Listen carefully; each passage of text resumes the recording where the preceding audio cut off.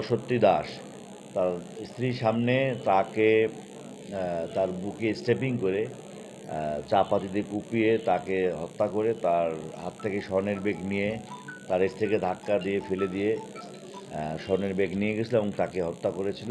হত্যাসহ ডাকাতি, যে সেই ঘটনাটির রহস্য আমাদের আশুলিয়া থানা পুলিশ এবং আমাদের সার্কেল এসপি সহ আমাদের যে ডিবি টিম বা আমাদের সমস্ত পুলিশ একযোগে কাজ করছে।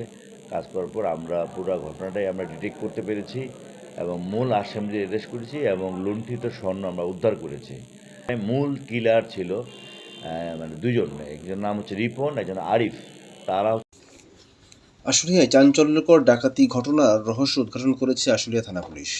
স্ত্রীর সামনে ব্যবসায়ী স্বামীকে কুপিয়ে হত্যা করে স্বর্ণালংকার লুটের ঘটনার রহস্য উদ্ঘাটন, লুণ্ঠিত মালামাল উদ্ধার, ঘটনায় ব্যবহৃত অস্ত্র সহ জড়িত 6 ডাকাতকে গ্রেপ্তার করেছে পুলিশ। দুপুরে আশুলিয়া থানায় এক সংবাদ সম্মেলনে ঢাকা জেলা পুলিশ সুপার মোহাম্মদ আনিসুজ্জামান জানান, আশুলিয়ার নয়ারহাট বাজারে অজ্ঞাতনামা ডাকাতরা দিলীপ স্বর্ণালয়ের মালিক দিলীপকে তার স্ত্রী সরস্বতী দাস এর সামনে ধারালো অস্ত্র দিয়ে কুপিয়ে হত্যা করে এবং স্বর্ণের ব্যাগ লুণ্ঠন করে নিয়ে যায়।